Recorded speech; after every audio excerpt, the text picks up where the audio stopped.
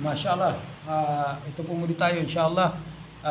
Bismillahirrahmanirrahim. Assalamualaikum warahmatullahi wabarakatuh sa ating mga taga-subaybay din at napapadaan sa YouTube channel na kung saan matatagpuan ang ating vlog na ito ay inshallah kung madaan kayo inshallah paki-subscribe na lang po at pakipindot yung share and like and para notification buzzer para at mag-comment po kayo kung anong mga comment ninyo sa ating vlog na ito. Inshallah sasagutin natin at gagawa natin ang vlog dun sa mga comment ninyo inshallah. So ito naman po muli tayo. Alhamdulillah nahmaduhu wa nasta'inuhu wa nastaghfiruh wa na'udzu billahi min shururi anfusina wa min sayyiati a'malina. May yahdihillahu fala mudilla lahu ومن يضلل الله فلن تجد له ومن يضلل الله فمن هدي الله ومن يضلل الله فلن تجد له وليا مرشدا أشهد أن لا إله إلا الله وحده لا شريك له وأشهد أن محمدا رسول الله بشيرا ونذيرا وداعيا إلى الله بإذنه وسراجا منيرا صلوات الله وسلامه عليه.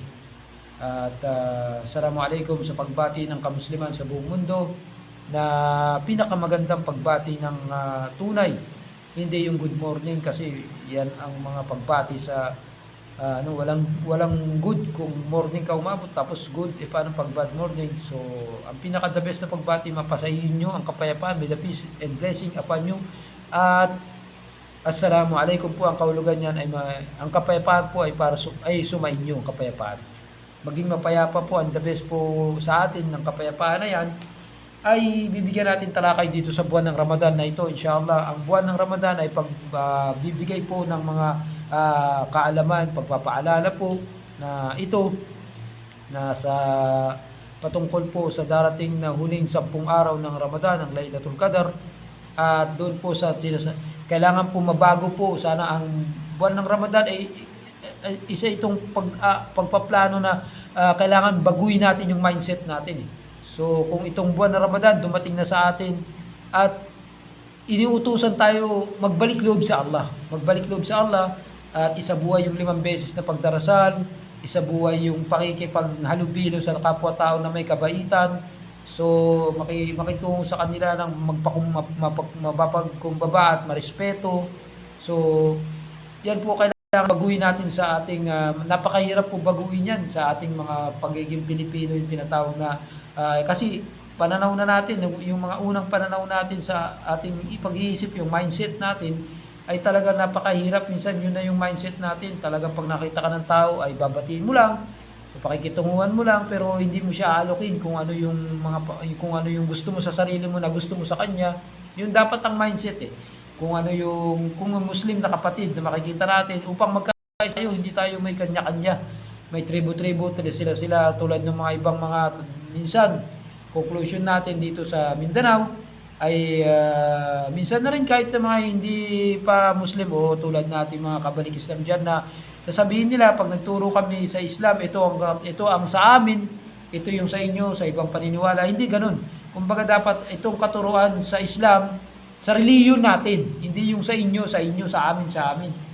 Ang katuruan po sa Islam na reliyon po natin, ng reliyon ng forefather natin, ng mga binigay na ninuno natin. Ganun po dapat, hindi yung ito po ang katuruan sa Islam o ito po ang katuruan ng reliyon natin o ito po yung katuruan ng reliyon namin na ikakaiba sa katuruan ng reliyon ninyo. Hindi, para nagkakaroon ng barrier So paano po natin may papaliwalag ang napakagandang katuruan ng Islam kung bibigyan po natin ng pagitan, barrier, sa inyo yung sa inyo, sa amin yung sa amin. Hindi. Ito pong reliyon ng Islam ay reliyon na ibinigay po ng mga ninuno natin at ibinigay ng Allah sa sangkatauhan. Ito po ay reliyon. Hindi po tayo magbibigay ng pagitan o ng sa inyo sa inyo paniniwala, sa amin. Ito po reliyon ng Islam, religion po natin. Reliyon po natin sa kailangan pong baguhin natin ang ating pag-iisip o yung mindset na ang Islam po ay para sa sangkatauhan, hindi po sa mga taga Mindanao, hindi po sa mga taga Arabo, o hindi po sa mga taga Kuwaiti, sa mga Bangladesh, o sa mga Indiano, o sa mga European, at sa mga Canadian. Hindi po, napakalam natin ang Canadian, si Bilal Abu Amena, Bilal Phillips, na dating nakapag-asawa sa Pinas at dati rin po siya dito nagsusupport at isa po siyang doctorate na tunay pong alim ulama, si Abu Amina Sheikh Bilal Philip, na isa po siya nakapag-aral ng doctorate sa Al-Madina Islamic University, Madina Munawwara, at Canadian po siya. Dati po siyang hindi siya born Muslim. So napakahirap po talaga na mindset natin ay kapag born Muslim ka, family mo, nanay mo Muslim, tatay mo Muslim, siyempre Muslim ka rin. Hindi dapat ganun eh. Kung Muslim ang nanay mo, Muslim ang tatay mo, hindi ka rin magiging Muslim kung hindi mo pag-aaralan. Kung doktor ang tatay mo, doktora ang nanay mo, alangan naman, doktora ka rin.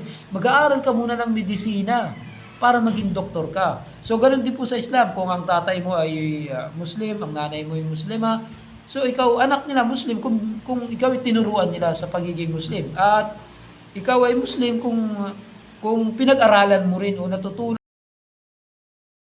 at ng kautusan ng Allah sa pagiging Muslim, na iniutos ng Allah yung maging mabuti ka sa sangkatauhan. Sabi niya doon, wa'atbi' sayyi'ati hasanati tamuha wa khaliqin nas bi khuluqin nas hasan.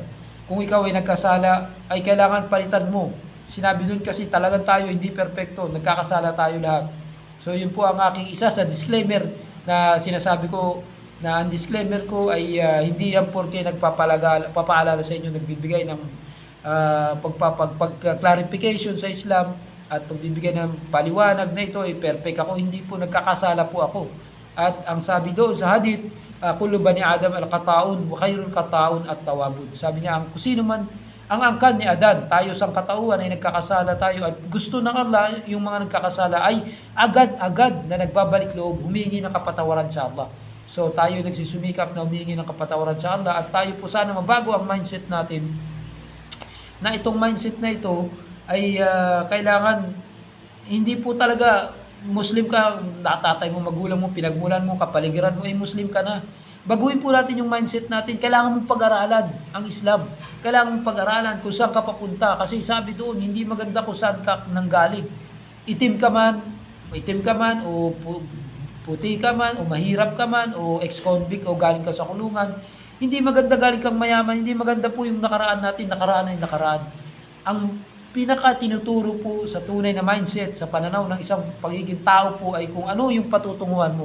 Hindi mahalaga kung ano yung nakaraan mo, kung ano yung patutunguhan mo. Saan ka ba papunta? Ano ba? Bukas patay na tayo, mamaya hindi natin alam, baka patay na tayo. Ano ba? Yun ang mga tanong sa ating sarili. Dapat gumising tayo sa mindset na yan, na tayo hindi natin alam mangyayari mamaya, bukas, o mamaya lang. Sabi niya doon, sabi ng Allah, wala sa inyo nakakaalam. La tadri nafsun mada taksibu gada. Hindi niyo alam kung anong mangyayari sa inyo bukas. Wala tadri nafsun illa ayya ardi tamut.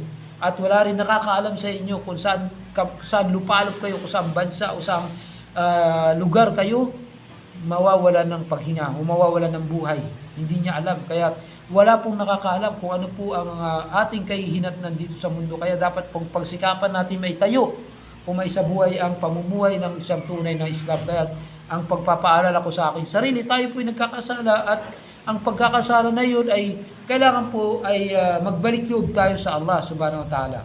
Magbalik loob po tayo sa pamamagitan ng pagsisisi, sa pamamagitan ng kondisyon ng pagtanggap ng kapatawaran ng Allah subhanahu wa ta'ala. Ay kailangan alam natin na ang nagawa natin ay kasalanan, ang nagawa natin ay pagkakamali, ang nagawa natin ay pagkakasala-sala. Kailangan alam natin na yun ay kasalanan, at alam din natin na mayroon tayong kamalayan, na may malay tao tayo, na alam natin na mature, na nasa hustong gulong tayo, alam natin na nagkasala tayo, at alam natin na kasalanan na yun ay pagbabayaran yun, at ang kasalanan na yun ay ayaw mo nang gawin. Pag hindi mo kasi alam na ayaw mo nang gawin yun, magagawa mo pa. Kailangan ang kondisyon ng kapatawaran ay alam mo na kasalanan yun, at alam mo rin na pagbabayaran mo yun sa kabilang buhay, at alam mo rin na ayaw mo nang balikan, o talagang nire-reject mo. Kasi kung alam mo na kasalanan tapos baliwala lang sa'yo at hindi mo nire-reject, hindi mo kinikilala na ayaw mo nang balikan, questionable po ang iyong pananampalataya. Kailangan kasalanan na alam mo rin na pagkakamali at pagbabayaran mo, at alam mo rin na ito ay ayaw mo nang balikan. Alam mo na kasalanan, alam mo na babayaran mo sa kabilang buhay, at dapat alam mo rin na nire-reject mo, alam mo na ayaw mo nang balikan. Kasi kung ayaw mo nang balikan, doon po tatanggapin ng Allah subhanahu wa ta'ala ang iyong kapatawaran. So, paano po ang reforma? Paano po ang pagbabalik loob? Sa Ramadan lang po na ito, kung itong Ramadan na ito ay pagbabalik loob sa Allah, at pagkatapos naman po ng Ramadan ay balik na naman tayo sa walang sala, walang pigil sa pagkain, walang pigil sa pagsalita, walang pigil sa mga backbiting, walang pigil sa mga gawain kasamaan, kasalanan, sa mga pagpunta sa mga ipinagbabawal, paggawa ng mga makakasalanan. So, ano po, ang katotohanan po yan mga kapatid sa kamuslima, mga minamahal kong mga subaybay sa ating subscriber, ang katotohanan po yan kung ikaw ay nag-ayuno sa buwan ng Ramadan at pagkatapos nyon gumawa ka na naman ng mali, at aantay mo na naman Ramadan paggawa naman, hindi po niloloko natin ang Allah, kundi ang niloloko natin ang ating sarili.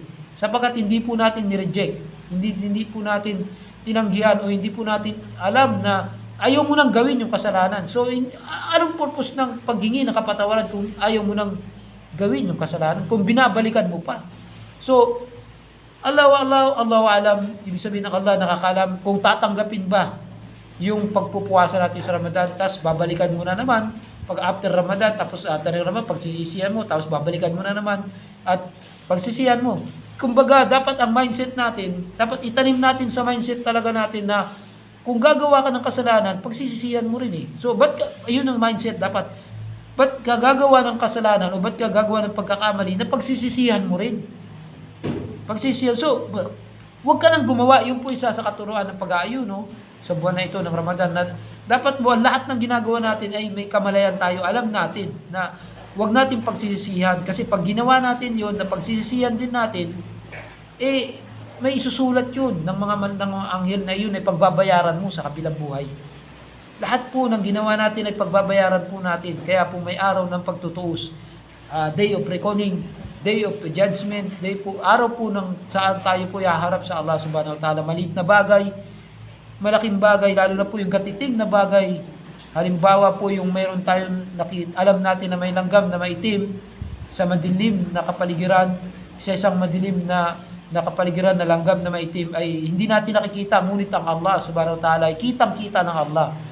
Dapat ganun po tayo.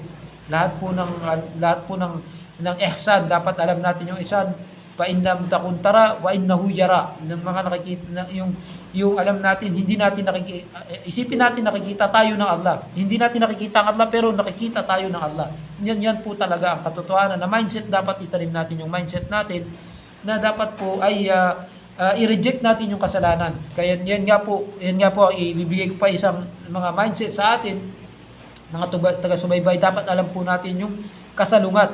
Kung alam po natin yung kasalungat ng paghingi tawag nito, yung pag-reject natin, pagtanggi natin. Kasi ang Islam po ay pagtanggi at pagtanggap. Kaya po ang Islam po, ang isa po sa kahulugan ng la ilaha illallah ay pagtanggi, illallah, la ilaha illallah, at ang illallah ay pagtanggap. So isa po sa kanyang kahulugan ay bariun at saka waliun wal bariun. Yung wala wal bara, pagtanggi at pagtanggap. So ibig sabihin po na ay kasalungat, pagtanggi at pagtanggap. So pagtanggap, tinatanggap mo ba yung sarili mo maging mabuti o tinatanggap mo ba yung sarili mo maging masama? Yan nga po, kung may pagtanggi ay may pagtanggap. Kung mayroong pagmamahal ay mayroong kasalungat ng pagmamahal, yung pagtanggi. Ano ba 'tong pagmamahal? So at kung yung may Muslim mananampalataya ay mayroon din kafir. At kung ikaw ay tunay naniniwala sa kaisahan ng Allah, na ang kabaliktaran ng kaisahan sa Allah ng tauhid ay yung shirk, yung pagsasakuto. Dapat alam mo yan. Kung ikaw ay tauhid, alam mo rin yung sakuto, alam mo rin yung kamangmangan. So, isa po sa mga dahilan na dapat po nating matanggap ang Islam, na dapat alam natin yung pagtanggi at pagtanggap. Alam natin yung kasalanan at yung mga kabutihan. Kung alam po natin kung ito pong dalawa ay pipiliin natin yung kasalanan, ibig sabihin, mahal natin yung kasalanan. Hindi natin mahal yung kabutihan. Yan po ang tanong natin sa ating sariling mindset, yung pananaw. Kung alam po natin na dapat, mahal mo ba yung sambayang? Mahal mo ba yung pagsamba? hindi sambayang. Kasi sambayang, salita pa lang India yan, na isa pala sa hindi magandang salita. Dapat samba, panalangin, pagdarasal. Yan po ang, kung alam mo yung pagdarasal sa Islam na inuutos na 5 beses, dapat alam mo rin na ito ay mahal mo rin. Dapat ang pagmamahal po, tulad po sa sinabi ng Propeta Muhammad, mahal niya po yung pagdarasal, mahal niya po yung kanyang asawa, mahal niya po yung mga kaugalian ng pagpapabango, pagiging malinis. Ha? Kasi ito po yung ating kalahati ng pananampalataya, yung tahara, shitrul iman. Kalahati ng ating pananampalataya ay yung kalinisan po. Dapat po mahal natin yan. Mahal mo ba yung kabutihan? Mahal mo ba yung kalinisan?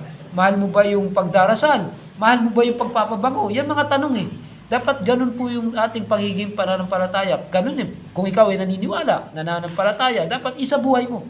Kung ikaw ay naniniwala na walang pagsasabuhay, anong silbi ng paniniwala mo na hindi mo sinasabuhay? Ganun po. So, ang Islam po kailangan po ay may paggawa, may paniniwala. May paniniwala at may pagsasabuhay. May pagsunod sa Allah at meron din pong pagsunod sa Allah, pagsuko. Kasi ang pagsuko ito yung pagsuko, Allahu Akbar. Ibig sabihin, tinaas natin yung kamay natin, tanda ng pagsuko at pagpapasujud, pagpapatira pa, ay tanda ng pagpapakumbaba, tanda ng panalangin at pagpapakumbaba sa dakilang lumikha. So, mahal mo ba yung pagdarasal? Mahal mo ba yung pagsuko sa Allah? Mahal mo ba? Kasi pag hindi mo mahal yun, questionable lang yung pananampalataya.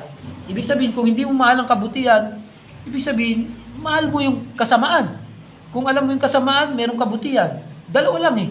Lagi pong dalawa yan po. Itarin po natin sa ating mindset. Ito pong aking vlog na ito ay patungkol sa mindset na dapat baguhin po natin ang ating mindset, yung ating pananaw. Yung ating pananaw dito sa... Kasi tayo, tamad na tayo magbasa sa panahon natin ngayon. Hawak na lang natin cellphone.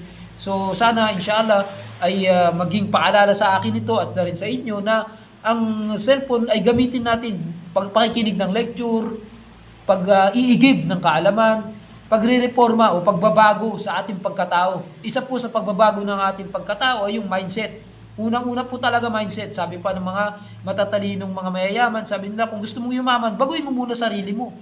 Ha? Kung gusto mong baguhin ng ibang tao, baguhin mo muna sarili mo. Gusto mong irespeto ka ng ibang tao, irespeto mo muna ang iyong sarili.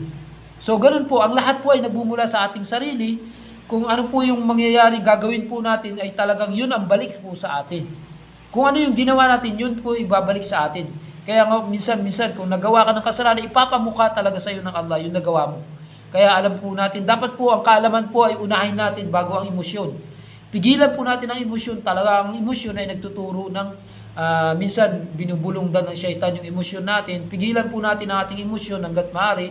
Pairalin po natin ang ating isipan. Yan po ang unang-una, kaya nasa taas ang utak, nasa taas ang ulo, nasa taas ang pag-iisip natin. Unahin natin ang pag-iisip. Ito ba ay makabubuti? Ito ba ay makakasama? Ito ba ay dala ng emosyon natin? O pagmamahal ba natin talaga to? Yung itinuro ng Allah. So ang isip natin pag-arahin ang tinuro ng Allah, bawal magalit, bawal po magkaroon ng kibriya, yung pride, yung pagmamataas, pagmamayabang, bawal po yung inggit. Iba-iba po yan. Sabi po nila, pareho lang yung inggit, galit, at yung pride. Hindi po.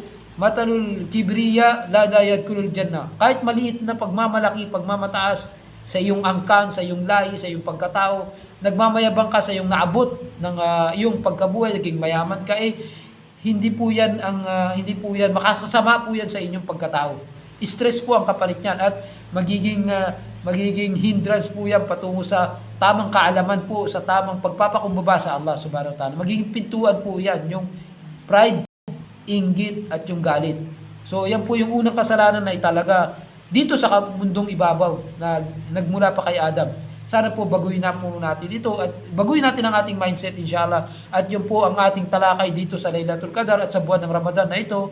Inshallah, sa pagpasok ng buwan ng Laylatul Qadar ay payo ko sa aking sarili na mapagsikapan ko pa, inshallah, ya Allah, na talagang alam natin napakahirap magpuyat. Alam natin itong buwan ng Ramadan ay pagsusumikap lang. Talaga naman, subhanallah, ito yung kasi yung buwan ng Ramadan na talagang pagtapos ito, hindi mo alam kung darating pa sa iyo yung darating na Ramadan. So, pag namatay ka at nabago ang iyong tadhana dahil sa pagdarasal mo ng gabi, ng degree, ng Night of Power, ng Laylatul Qadar, nakatumbas niya na ay 83 taon. lampas dun sa edad natin. Ibig sabihin, pag nagsala ka dun, tumama ka dun sa Night of Power, Night of Qadar, idinidinig ng Allah. Kasi sa Laylatul Qadar, gabi ng tadhana na yun, ay pagbaba ng malaika, isinusulat niya at mismo Allah bababa dun. Kaya ang mga tanda ng Laylatul Qadar, inshallah, isama natin yan sa susunod nating vlog natin, inshallah. At hanggang dito na lang, una, ang payo ko sa aking sarili na mabago po natin ang ating mindset, ang ating pananaw sa buhay, ang utak. Isipin natin ang ating mindset, tama ba ito? Mali, naliligaw na po tayo o nagagabayan ng Allah. Ang pagkaligaw at paggabay po ay magkasalungat po yan, ginabayan at niligaw. So, nasan po tayo ngayon? Niligaw ba tayo ng Allah o ginabayan tayo ng Allah? Yun po, kailangan baguhin po natin ang ating pananaw sa buhay, ang ating basic instinct, yung tinatawag na basic, baguhin po natin kasi hindi po lahat ay nagkakaroon ng gabay galing sa Allah subhanahu wa ta'ala. So, aqulu ma tasma'un, astagfirullah, wa akhiru da'wana alhamdulillahi rabbil alamin, wassalamu alaikum warahmatullahi wabarakatuh.